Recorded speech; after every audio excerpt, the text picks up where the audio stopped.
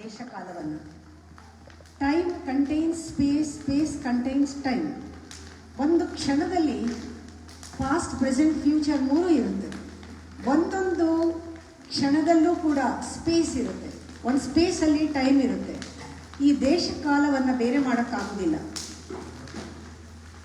ಹಾಗೆ ಈ ಪಂಚಭೂತಗಳು, ದಟ್ ಈಸ್ ಪೃಥ್ವಿ, ಜಲ, ಅಗ್ನಿ, ವಾಯು, ಆಕಾಶಗಳು, ಈ ಪಂಚಭೂತಗಳು 5 ಬಣ್ಣಗಳು ಪ್ರಕೃತಿನಲ್ಲಿ. ಈ 3 ಟೈಮ್ ಆ್ಯಂಡ್ ಸ್ಪೇಸ್, 3 ಬಣ್ಣಗಳು. ಇದರ ಆಟನೇ ನಮ್ಮ ಜೀವನ. ಇಷ್ಟೂ ಸೇರಿ ಆ ಪರಮೇಶ್ವರ ಅವನ ಒಂದು ಇದು ಕ್ಲಾಡೆಡ್ ಅಂತ, ಈಸ್ ಕ್ಲಾಡೆಡ್, ಅವನ ಬಟ್ಟೆ ಇದು. ಈ ಟೈಮ್ ಆ್ಯಂಡ್ ಸ್ಪೇಸನ್ನು ಹೊದ್ಕೊಂಡು ಬಿಟ್ಟಿದ್ದಾನೆ ಆ ಪರಮಾತ್ಮ. ಹಾಗೆ ನಾವೆಲ್ಲರೂ ಜೀವಾತ್ಮ, ಒಂದೊಂದು ಜೀವನವೂ ಕೂಡ ಹೊದ್ಕೊಂಡನು ಈ ದೇಹ, ಪಂಚಭೂತದ ದೇಹ, ಈ ದೇಶ ಕಾಲದಕ್ಕೆ ಒಳಪಟ್ಟ ದೇಹ. ಇದು ಒಂದು ಅವನು ಕೊಟ್ಟಿರೋ ಬಟ್ಟೆ ಥರ. ಈ ಬಟ್ಟೆ ಏನಿದೆ ಅದು ಇರೋವರೆಗೂ ಅದು ಜೀವಂತವಾಗಿ, ಶುಭ್ರವಾಗಿ, ಮಡಿಯಾಗಿ, ಅದಕ್ಕೊಂದು ಕೆಲವು ಧರ್ಮದ ನಿಯಮ ಇದೆ. ಇಟ್ಕೊಂಡಿದ್ದಾಗ ಪ್ರತಿಯೊಬ್ಬರಲ್ಲೂ ಕೂಡ ಈ ಹೋಮದ ಮಂತ್ರಗಳನ್ನೆಲ್ಲ ಕೇಳಿಸ್ಕೊಂಡ್ರೆ ಎಲ್ಲವೂ ಒಬ್ಬೊಬ್ಬರಿಗೂ ವೈಯಕ್ತಿಕವಾಗಿ ಒಂದೊಂದು ಹೋಮ ನಮ್ಮಲ್ಲೇ ಆದ ಹಾಗೆ. ನಾವು ಯಂತ್ರವನ್ನು ಹೊರಗಡೆ ಇಟ್ಟು ಪೂಜೆ ಮಾಡಿದ್ದು ಇವತ್ತು ಒಂದು ಸಾಂಕೇತಿಕ. ಇದು ನಮ್ಮೊಳಗೆ ಇದೆ ಯಂತ್ರ. ಬಿಂದು ನೋಡ್ತಾ ನೋಡ್ತಾ ನೀವು ಇದನ್ನು ದರ್ಶನ ಮಾಡಿ ಅಂದರೆ ನಮ್ಮಲ್ಲೂ ಕೂಡ we have to move towards our centre, which is an eternity, which is reality in us. That is ಹಾಗೆ ನಮ್ಮ ಡೈರೆಕ್ಷನ್ ಇರೋದು. ಬರೀ ಹುಟ್ಟಾದರೆ ಡೈರೆಕ್ಷನ್ ಎಲ್ಲಿ ತನಕ ಅಂದರೆ ನಮಗೆ ಸ್ಮಶಾನವೇ ಡೈರೆಕ್ಷನ್, ಬರೀ ಹುಟ್ಟು ಸಾವು. ಆದರೆ ಜೀವನ ಅಂತ ತಿಳ್ಕೊಂಡಾಗ ಆಳವಾಗಿ, ಎತ್ತರವಾಗಿ ನಾವು ಬೆಳಿಬೇಕಾದ್ರೆ ನಮ್ಮ ಡೈರೆಕ್ಷನ್ ಒಳಮುಖವಾಗಬೇಕು. ನಾವು ಹಾರಿಜಾಂಟಲ್ ಆಗಿ ಹೋಗೋಕ್ಕಿಂತ ವರ್ಟಿಕಲ್ ಆಗಿ ಹೋಗಬೇಕು ಅಂತ ಭಾಳ ಹೇಳ್ತೀವಿ.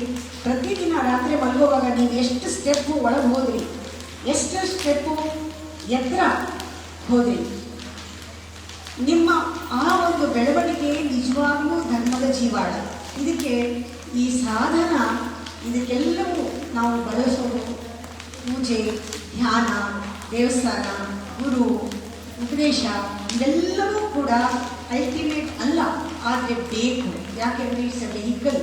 ಸಾಧನಗಳು ನಮ್ಮಲ್ಲಿ ಇಂಪ್ಯೂರಿಟಿನ ತೆಗೆಯೋಕ್ಕೆ, ಮಾಯೆನ ಕಳ್ಕೊಂಡಿದ್ದನ್ನು ತೆಗೆಯೋಕ್ಕೆ ಇವೆಲ್ಲ ಬೇಕು. ಆವಾಗ ಹೇಗೆ ಇಲ್ಲಿ ಹೋಮ ಆಗ್ತಾ ಇದೆ ಆ ರೀತಿ ನಮ್ಮಲ್ಲಿ ಪಂಚಭೂತಗಳು ಶುದ್ಧಿ ಆಗಬೇಕು, ಪಂಚ ಪ್ರಾಣಗಳು ಶುದ್ಧಿ ಆಗಬೇಕು, ಪಂಚ ಇಂದ್ರಿಯಗಳು ಶುದ್ಧಿ ಆಗಬೇಕು.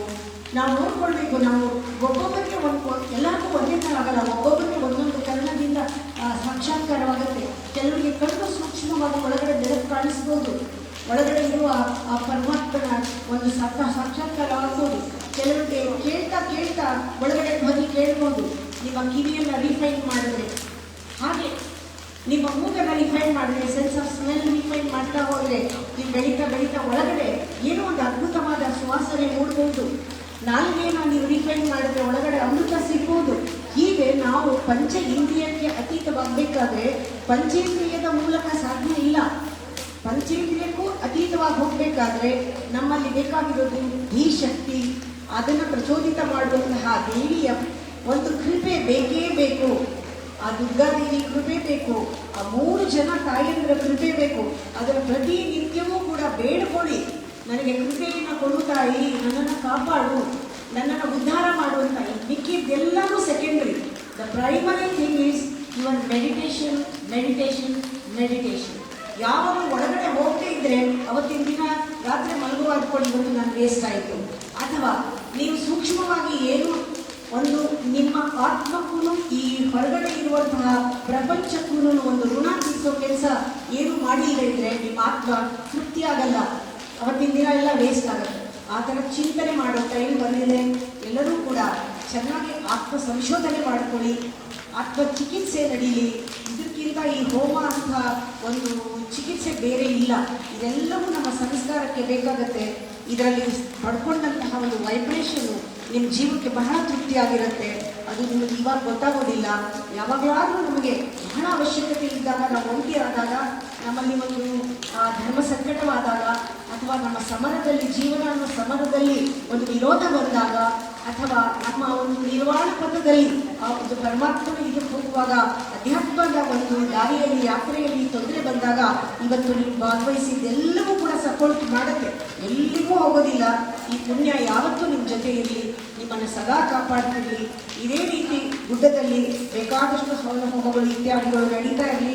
ಎಲ್ಲರೂ ಭಾಗವಹಿಸಿ ಚೆನ್ನಾಗಿ ಈ ಒಂದು ಜಾಗದಲ್ಲಿ ಏನು ಆನಂದ ಇದೆ, ಖುಷಿ ಇದೆ, ಶಕ್ತಿ ಇದೆ, ಅದನ್ನು ಆವಾಗ ಬಂದು ಉಸಿರಾಡಿ ಅದನ್ನು ತಗೊಳ್ಳಿ. ನಿಮಗೆ ಗೊತ್ತಿಲ್ಲ, ಇದು ಬರೀ ಒಂದು ಜಾಗ ಅಂದ್ಕೊಂಡಿದ್ದೀರಾ. ಇದನ್ನು ಹೇಳಿದ್ರೆ ನಿಮಗೆ ಅರ್ಥ ಆಗೋದಿಲ್ಲ. ಇದು ಅನುಭವಿಸಿದವ್ರಿಗೆ ಗೊತ್ತಾಗೋದು. ನಿಮಗೆ ಬರೀ ನಾನು ಹೇಳಿ ಗೊತ್ತು, ನಿಮಗೆ ಗೊತ್ತಿಲ್ಲ ಅಂತ ಕೈ ಬಿಟ್ಬಿಟ್ಟಿದ್ದೀನಿ. ಯೋಚನೆ ಮಾಡೋದು ಬೇಡ. ಅದ್ರ ಬಗ್ಗೆ ನಿಮ್ಗೆ ಅನುಭವದಲ್ಲಿ ಸಿಗಬೇಕಷ್ಟೇ. ಎಲ್ಲರಿಗೂ ಒಳ್ಳೆಯದಾಗಿ ಇವತ್ತು ಪ್ರಸಾದ ತಗೊಂಡು ಎಲ್ಲರೂ ಕೂಡ ಖುಷಿಯಾಗಿ ಸಂತೋಷವಾಗಿ ಹೋಗಿ ಬನ್ನಿ.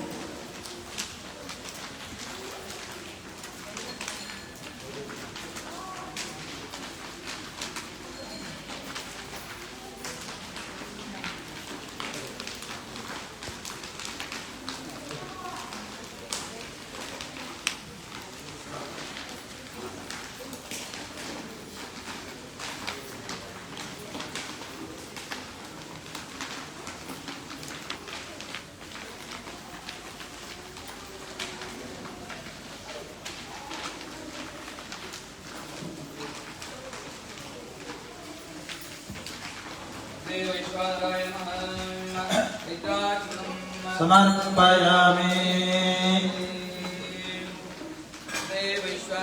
कुङ्कुमं सर्वसौभाग्यं दोषदं बालभूषणं श्रीकरद्वयन्नमातर्जपाकनुवदन्यभं कुङ्कुमचूर्णं समर्पयामि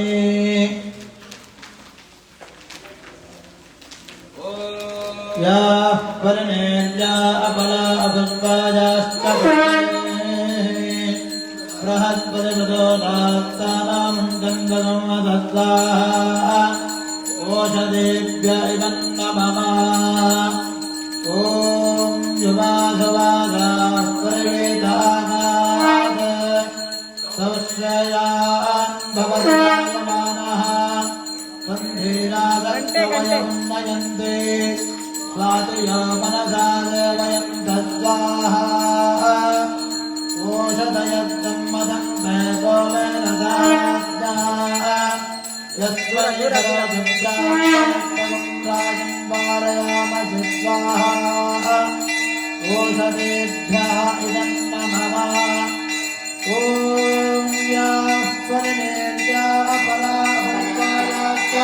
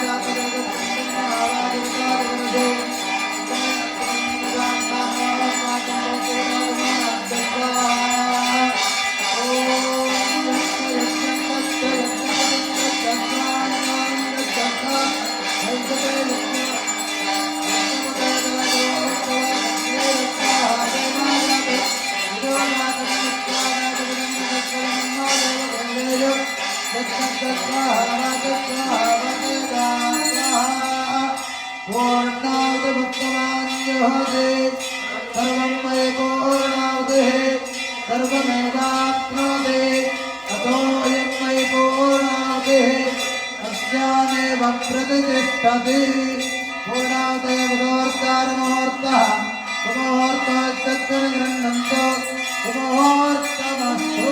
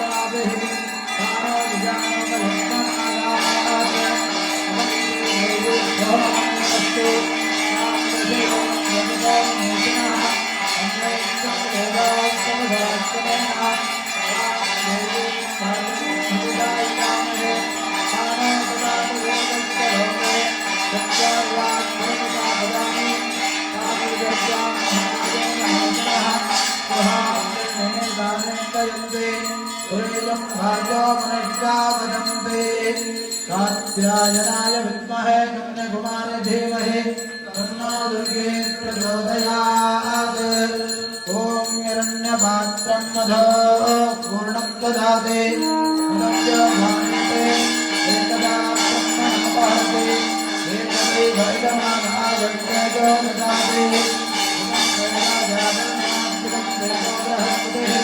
ध्रुवन्त इन्द्रश्चात्रिश्च